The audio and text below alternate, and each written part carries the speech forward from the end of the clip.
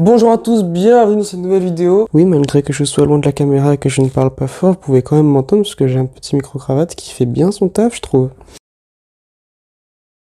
Oui, malgré que je sois loin de la caméra et que je ne parle pas fort, vous pouvez quand même m'entendre parce que j'ai un petit micro-cravate qui fait bien son taf, je trouve. N'hésitez pas à dire dans les commentaires si vous aussi vous êtes d'accord avec moi. Donc aujourd'hui on se retrouve dans le même cadre que la vidéo de la semaine dernière. Vidéo qui au passage m'a demandé énormément de temps au montage parce que vous en foutez. Bah je vais essayer de faire vite alors pour les 2-3 personnes que ça intéresse. D'habitude j'enregistre avec ma caméra parce qu'il y a un retour vidéo, donc je me vois quand je parle. Sauf que le jour du tournage de la vidéo de la semaine dernière, eh ben, cette caméra a décidé de décéder.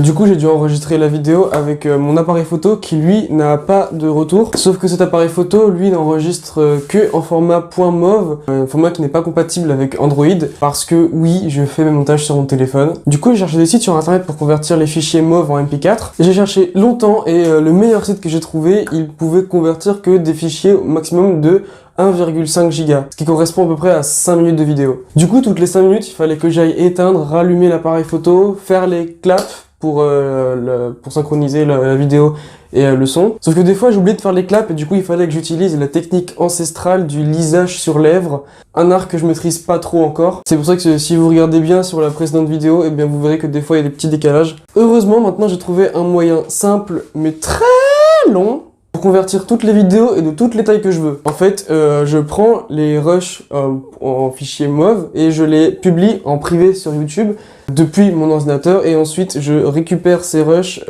en téléchargeant les vidéos que j'ai mis sur YouTube sur mon téléphone.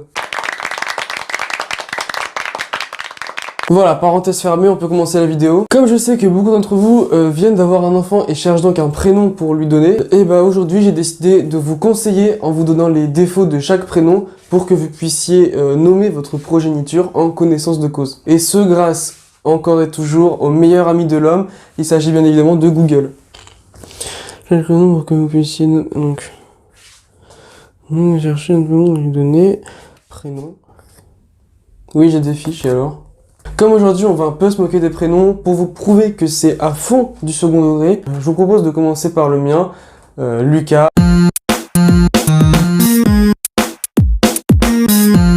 On est donc sur Topito, un site de top. Les top 10 des raisons de ne pas appeler ton fils Lucas. 1. Parce que tous les 2000 s'appellent déjà Lucas. Et quand on sait que les années 2000 sont la pire décennie de tous les temps, juste devant 1940 et 1160, on se dit que les Lucas, ils sont sûrement pour quelque chose.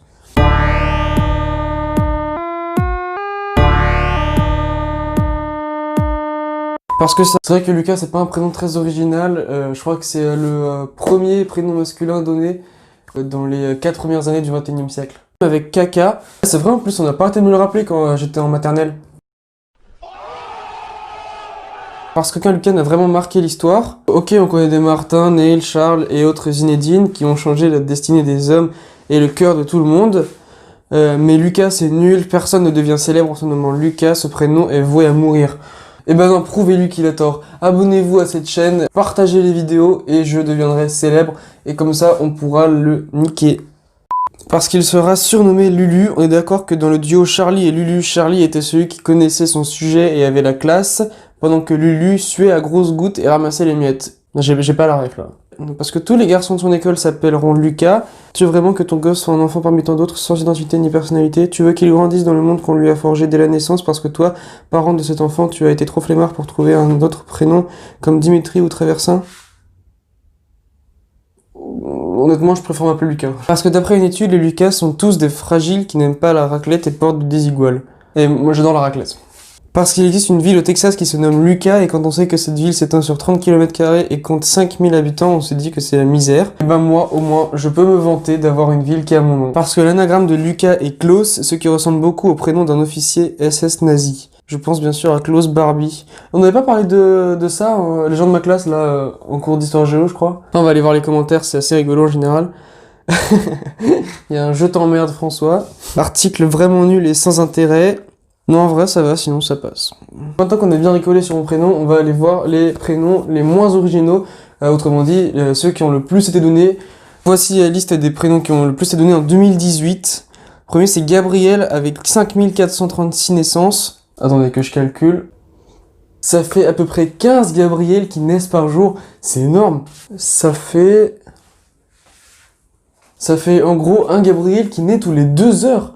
Toutes les 2 heures, il y a un Gabriel qui naît, et ce sur toute l'année. Ensuite, en deuxième position, il y a Raphaël, Léo, Louis, Emma, et après, moi, je suis 6e. Alors, si vous avez une fille, je vous conseille de ne pas l'appeler Pauline, parce que Pauline, c'est vraiment un prénom qui sent les égouts. Gros big up à toi, Pauline. Alors, pourquoi ne devriez-vous pas appeler votre fille Pauline ?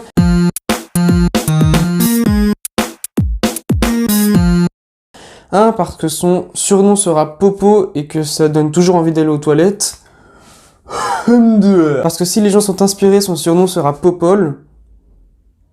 Parce que c'est comme Paul mais en plus long. Parce qu'il y a juste aucune Pauline célèbre. Tiens, c'est un argument qui me dit quelque chose. Pauline Lefebvre, ok. C'est qui Pauline Lefebvre? Elle a joué qui?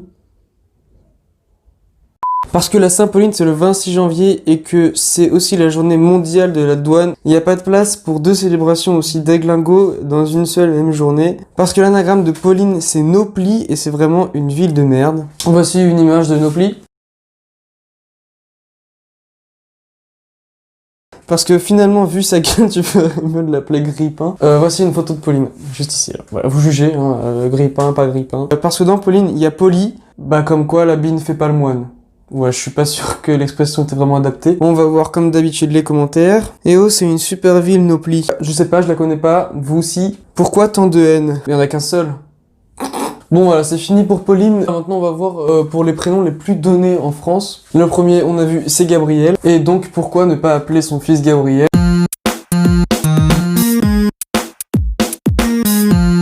Le top 11 des raisons de ne pas appeler son fils Gabriel. Parce que le seul Gabriel célèbre est Gabriel Fahrenheit et qu'il a inventé une échelle de température qu'on n'utilise même pas en France. Ouais, mais on l'utilise dans un des plus grands pays du monde. Je suis sûr que t'as juste le seum en fait. Parce que ce prénom signifie force de Dieu ou Dieu est ma force et que c'est super prétentieux. J'ai pas de vanne là, j'ai pas de vanne. Parce que j'avais un copain à l'école, il s'appelait Gabriel, il n'a jamais voulu me prêter ses Pogs. Alors je suis pas de la génération des Pogs, mais je crois que les Pogs c'est pas des petits trucs en figurine là, en caoutchouc, je sais pas, en plastique. Parce qu'il faut avouer que Gabriel de Najwa Belizel fait saigner les oreilles. Voici un extrait.